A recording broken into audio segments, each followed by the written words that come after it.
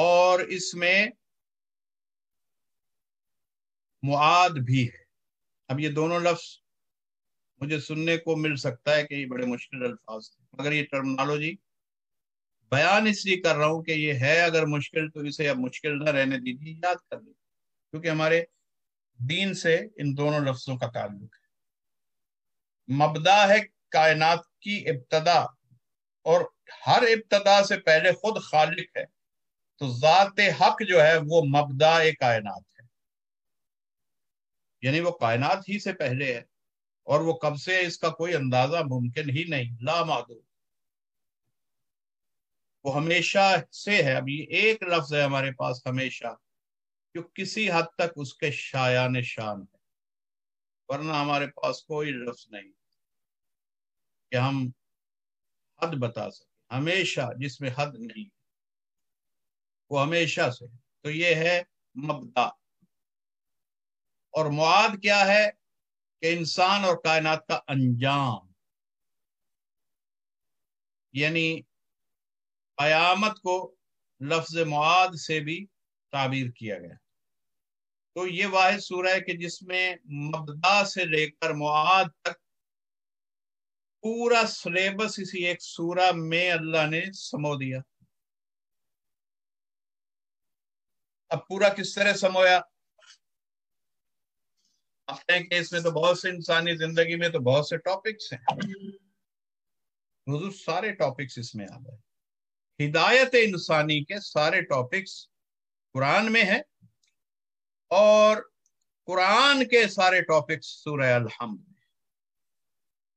اب میں آپ کو اس کی کوارڈینیشن بتاؤں کہ ورسز میں اس کی 7 ورسز جو ہیں، بسم اللہ کی تفسیر میں اس کے بعد میں عرض کرتا ہوں، لیکن الحمدللہ سے لے کر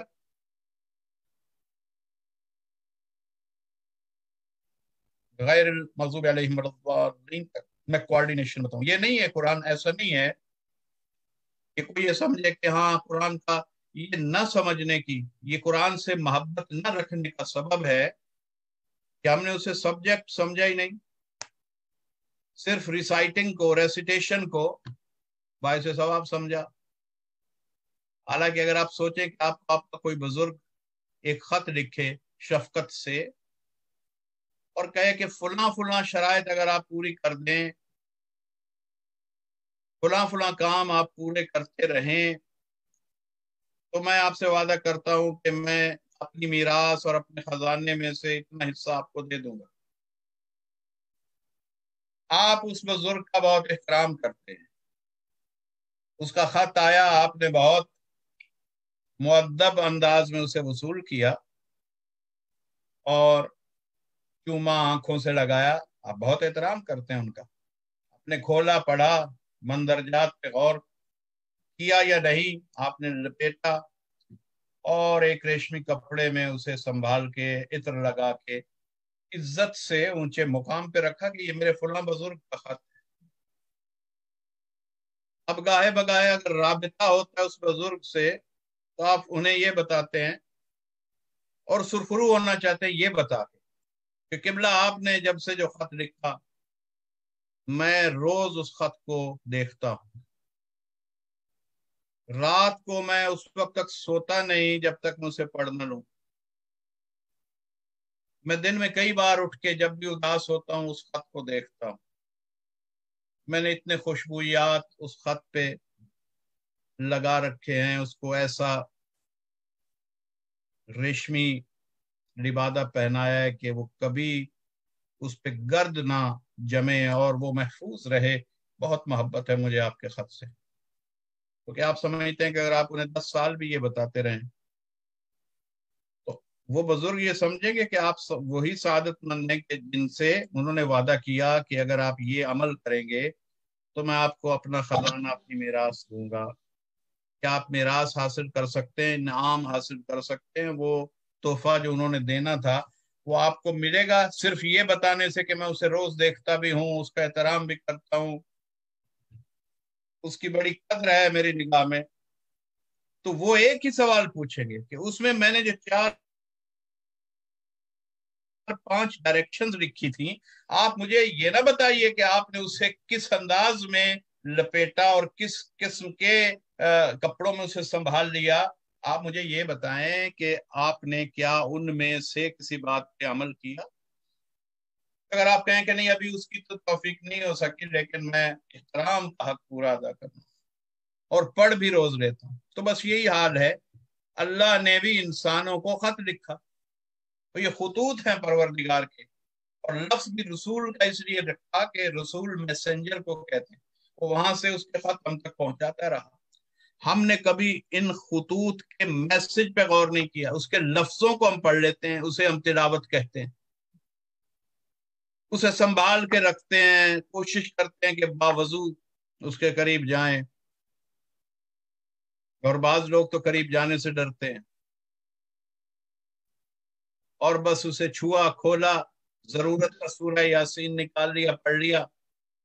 تو یہ کوئی قرآن کے ساتھ نہ دوستی ہے، نہ اس خط کا جواب ہے جو اللہ نے ہم سے طلب کیا. اللہ تو یہ چاہتا ہے کہ یہ سورہ یاسین بھی اگر پڑھے، سورہ الحمد بھی اگر پڑھے، کوئی بھی سورہ پڑھے، اس کے اندر جو کچھ میں نے کہا ہے کیا اس پر من و ان فکر کرتے ہیں، اس پر انہوں نے اپنے ایمان کی عمارت کو مضبوط کیا ہے یا نہیں،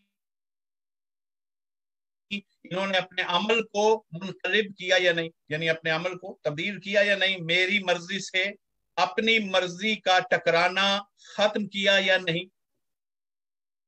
اگر یہ اس لائق ہو چکے ہیں کہ یہ اب اپنی مرضی ترک کر کے میری مرضی کو ولیت دیتے ہیں، گھر کے نظام میں، دوستوں کے انتخاب میں، دوستوں سے اور اپنے خاندان سے، اہل خانہ سے سلوک میں، لین دین کے معاملہ میں، آنیسٹی اور دیانت کے معاملہ میں، امانت داری کے معاملہ میں، یہ سارے معاملات جو زندگی کے ہیں، یہ اللہ ہمیں دیکھتا ہے کہ ہم قرآن کے مطابق چل رہے ہیں یا اپنے حساب سے چل رہے ہیں، مگر قرآن کے لیے ہم اٹھ کے ضرور کھڑے ہوتے ہیں. تو یہ اٹھ کے کھڑے ہونا، یہ کبھی کبھی کا تلاوت کر لینا، چاہے کتنی بار کر لیں، یہ کام نہیں آ سکتا جب تک کہ ہم عمل کی سطح پہ قرآن حکیم کو نہ اپنائیں. اور بس حضور الرحمن الحمد سے بات شروع ہوئی. اب اس کا کوارڈینیشن عرض کر رہا ہوں. کوارڈینیشن کیسی ہے؟ ارتباط مفہوم، ربط کیا ہے؟ یہ ایسا نہیں ہے کہ کبھی اچانک اپنی شان بیان کرتا ہے، کبھی قیامت یاد دلوا دیتا ہے، کبھی ہمیں کسی کام سے روک دیتا ہے، کسی کام کا حکم دے دیتا ہے، کبھی کچھ لوگوں کے واقعات بتا دیتا ہے، انبیاء کے، ان کی قوموں کے. تو یہ ایسا نہیں ہے قرآن. یہ میں نے جو تفسیر عرض کی وہ اس لیے کہ ہم نے قرآن کو اللہ کا مکتوب سمجھ کے پڑھا ہی نہیں. اگر ہم مکتوب سمجھ کے پڑھیں تو ہر جملہ دوسرے جملے سے جڑا ہوا ہے. یہ ہے قرآن کی کوارڈینیشن. الحمدللہ نے اپنی شان حمد بیان کی کہ تعریف کے لائق صرف وہی ہے، للہ، صرف اللہ کی تعریف. یہ وہ جملہ ہے کہ جو انسان کی اپنی عزت میں بھی اضافہ کرتا ہے، کہ وہ ہر انسان کے دروازے پہ جا کے اس کی تعریف میں اپنے آپ کو پست نہ کرے، اور یہ ذہن میں رکھے کہ تعریف اور ثنا کے لائق صرف وہ ذات ہے، اور یا پھر وہ الذوات ہیں، وہ ذاتیں ہیں کہ جو اس کی پہچان کا ہمارے لیے وسیلہ بنتی ہیں، جو ہمیں اس کا کوئی پیغام سمجھا دیتی ہیں. ان کا احترام بھی اس سبب سے ہے کہ اصلاً یہ احترام اس کا ہے، یہ کسی بندے کا احترام نہیں. اس کا احترام، ماں باپ کا احترام، کیوں؟ اس نے کہا ہے کہ ماں باپ کا احترام کرنا، رشتوں کا احترام کرنا، یہ سب کچھ جب ہم کسی کا بھی احترام کرتے ہیں، کسی عالم دین کا کرتے ہیں، کسی مفکر کا کرتے ہیں، کسی عزیز بزرگ کا کرتے ہیں، والدین کا کرتے ہیں، اس میں بھی اگر رشتہ یہ ہے کہ اللہ نے کہا ہے تو حقیقت میں احترام ہے، پروردگار کا جزو ہے یہ احترام، اس کی وجہ سے یہ احترام ہے، حقیقت میں احترام اسی کی ذات کا ہے. الحمدللہ رب العالمین، عالمین کا رب ہے. یہ چاہتا ہے کہ میں الحمد پہ تشریحات پیش کروں، رب پہ تشریحات پیش کروں، مگر یہ صرف 40 منٹ میں ہم سے موضوع کور نہیں ہو سکتا۔ الرحمن، الرحیم، یہ وہ صفات ہیں۔ الرحمن کی صفت اب کوآرڈینیشن دیکھیے۔ پہلے تو بتایا کہ ہم کے لائق ہے جو عالمین کا رب ہے، تمام عالموں کو پالنے والا، صرف اسی کی یہ شان ہے کہ اس کی ثنا کرو۔ پھر الرحمن، جو دنیا میں ہر شخص کے لیے رحمان ہے، ہر شخص کی حاجتیں پوری فرماتا ہے۔ اب سوال پیدا ہوگا کہ ہوگا وہ حاجتوں کا پورا کرنے والا، لیکن اگر کوئی اس کے احسان کو نہ مانے یا اسے نہ پہچانے کہ کون حاجتیں پوری کر رہا ہے تو کیا فرق پڑ جائے گا؟ سوال پیدا ہوتا ہے۔ بہت سے لوگ جو اس کی نعمتوں سے فائدہ اٹھا رہے ہیں مگر اسی سے بے خبر ہیں، نہ اس کے پیغام نہ اس کی ذات کسی کو نہیں پہچانتے۔ تو اللہ فرما رہا ہے کہ الرحمن کے بعد الرحیم رکھا۔ یہاں جو نہیں پہچانے گا تو فرق پڑے گا کہ وہ لوگوں کے عمل اور نیت کو دیکھ کر جزا دینے والا ہے، اور رحیم والی جو رحمت ہے وہ سب کے لیے نہیں ہے۔ رحمان والی رحمت سب کے لیے، رحیم والی رحمت ان کے لیے ہے جو اسے پہچانے اور اس کے احکام کی تعمیر کریں اور اس کے بندگان مومن بن کے زندگی گزاریں۔ رحیم اس کی ذات صرف ان کے لیے۔ تو اللہ نے الرحمن کے بعد الرحیم رکھا کہ اگر الرحمن کی منزل پہ میری رحمتوں کا شکرانہ بھول جاؤ گے تو الرحیم والی رحمت سے محروم رہ جاؤ گے۔ یہ نقطہ بہت اہم ہے۔ پھر اگلی کوآرڈینیشن، الرحمن الرحیم مالک یوم الدین، کہ وہ الدین قیامت کے دن، حساب کے دن کا مالک ہے۔ تو اگر کوئی سوال کسی ذہن میں اٹھے کہ کیا ثبوت ہے کہ اگر ہم نے اس کا شکرانہ ادا نہ کیا، ہم نے اس کے احکام کو نہ مانا، تو کیا ثبوت ہے آپ کے پاس کہ وہ ہمیں اس کی سزا دے گا؟ تو اللہ نے اس کے جواب میں اگلی آیت رکھی کہ سزا اور جزا ضرور ملیں گے، کہ اس لیے کہ اس نے ایک دن قائم کر رکھا ہے جس کا نام ہے یوم الدین، اور اس یوم الدین کا مالک صرف وہی ہے۔ دنیا میں تمہارے فیصلے ادھر ادھر کی مدد سے، ایک دوسرے کی حمایت سے، فیصلوں میں خیانت دیانت سب ملا جلا کام چل رہا ہے، لیکن قیامت کا دن وہ ہے کہ جزا و سزا دینے کا اختیار صرف اس کی ذات کو ہوگا۔ تو اب اس ذات کو خوش رکھنے کے لیے حمد بھی لازم ہو گئی، شکر بھی لازم ہو گیا، اور اس کی بندگی، تابع داری، اس کی فرمان برداری، اس کی اطاعت، یہ سب کچھ لازم ہو گیا، اس لیے کہ ہم آزاد نہیں ہیں، ہم نے اس کے سامنے حساب کے لیے پیش ہونا ہے۔ تو یہ اگلا جو جملہ تھا مالک یوم الدین، اس کا خاص ربط قائم ہو گیا لفظ رحیم سے بھی، لفظ رحمان سے۔ اب آگے ایاک نعبد، تو اب جب اس کو خوش رکھنا ہے، یوم الدین میں سرخرو ہونا ہے، تو پروردگار کیسے ہو؟ تو اللہ نے کہا تم یہ دعا سیکھو، میں تمہیں سکھا رہا ہوں کہ تم مجھ سے اس انداز میں گفتگو کرو، اور یہ انداز اپنے نفس میں بٹھا لو کہ ایاک نعبد، اے اللہ ہم کسی اور کی عبادت نہیں کرتے، ہم تیری ہی عبادت کرتے ہیں، اس لیے کہ تو رحیم ہے، تو رحمان ہے، تو ہمیں تیری رحیمیت کا حصہ بھی مل جائے، اور مالک یوم الدین جب ہم وہاں پہنچے تو ہمیں جزا عطا ہو۔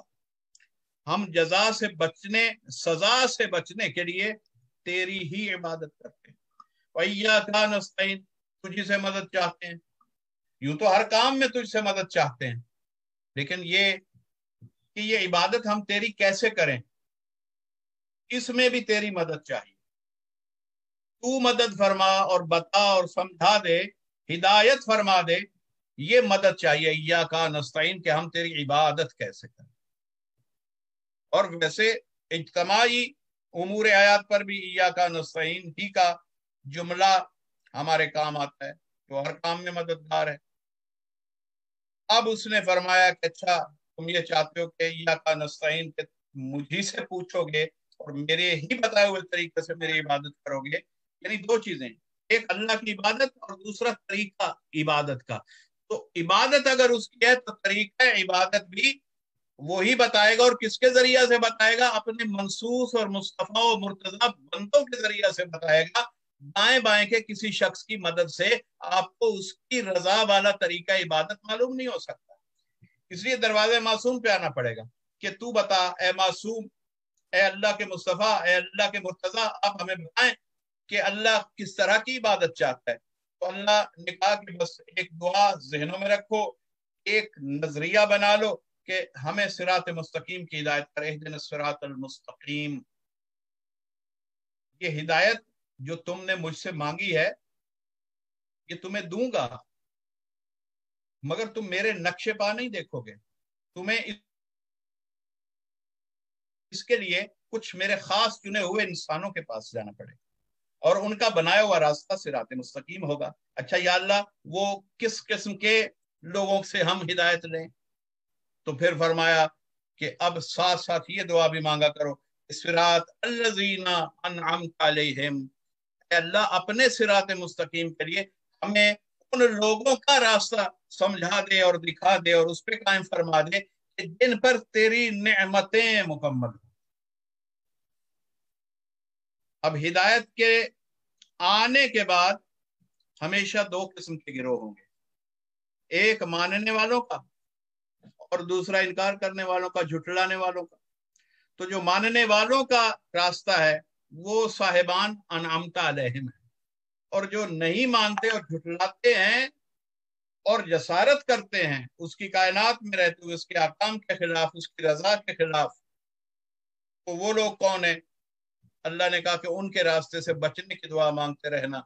सिरात अल्लज़ीना अनअमत अलैहिम, उनके रास्ते पे चला के जिन पे तेरी नेमत नाजिल हुई, गैरिल मग़ज़ूबि अलैहिम वलद्दालिन, ना के उन लोगों का रास्ता जिन पर तेरी नाराजगी नाजिल हुई, और ना ही उन लोगों का रास्ता के जो गुमराह हो गए। तो जो हिदायत को पाकर ना माने वो होता है मग़ज़ूब। ये दो लफ्ज है ना, मग़ज़ूब और ज़ालिन, बस इसी पे गुफ्तगू का इख्तिताम हो रहा है। जो हिदायत को पाने के बाद दिल से ना माने, मुंह से तो इजहार करे, दिल से ना माने, जुबान से कलेमा पढ़ ले, दिल से इकरार न करे, बखन बखन कह दे, मगर अमल से मुकर जाए, तो वो होता है मग़ज़ूब। हिदायत को पाए मगर ना माने। और जो हिदायत पाने की कोशिश ही ना करे वो ज़ालिमीन होते हैं। तो यहाँ इस सूरा में अल्लाह ने जितनी भी गुफ्तगू की वो सारी कोऑर्डिनेशन में है, हर लफ्ज दूसरे से रब्त खास रखता है। और अगर हम इस चेन को देखते हुए इस सूरा को पढ़ा करें तो यकीनन हम महसूस करेंगे कि हम सिरात मुस्तकीम पे चल रहे हैं, बशर्ते कि वो हस्तियां निगाह में हो जिन्हें अल्लाह ने अनअमत अलैहिम कहा है, ताकि उनके रास्ते पे चले। और उन लोगों की पहचान भी निगाह में हो कि कहीं गलती से किसी ऐसे के रास्ते पे न चल बैठे कि जो हकीकत में ज़ालिमीन में से हो या हकीकत में मग़ज़ूब हो, लेकिन उसका मुक़द्दस लिबादा हमें ये महसूस करवाता रहा हो कि ये भी साहिब नेमत है। तो साहिब नेमत की हकीकी तलाश इस दुआ की स्पिरिट है। ये सूरह दुआ भी है, यानी हर नमाज में आप दुआ मांगते हैं कि बारे अल्लाह मुझे ये दुआ खास है। इसका यानी इस तमाम सिलसिला दुआ का इय्याका नअबुदु व इय्याका नस्तईन इहदिनस सिरातल मुस्तकीम, इसका अर्थ क्या है?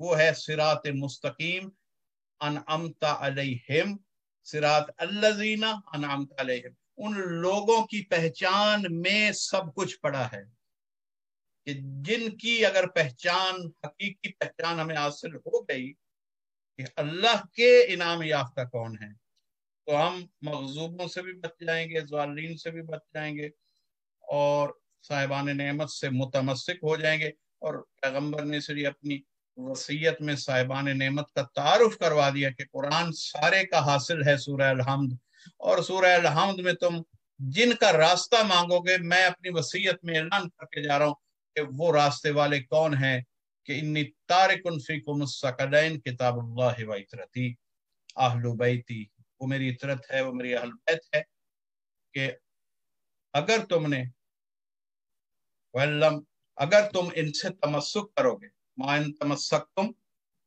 بہما لن تضلوا بعدی، اگر تم نے ان دونوں سے برابر کا تمسک ربط رکھا، جذب فیض کیا، ان سے کسب فیض کیا، تو میں رسول فرما رہے ہیں وصیت میں کہ میں وعدہ کرتا ہوں کہ تم گمراہ نہیں ہوگے، تم ہدایت پر رہو گے۔ مالک الملک اس مہینے کی برکات ہمیں نصیب فرمائے، سورہ الحمد کے مفاہیم کی تہوں میں ہم سفر کریں، اور میری کوشش ہوگی کہ کچھ گفتگو اس پر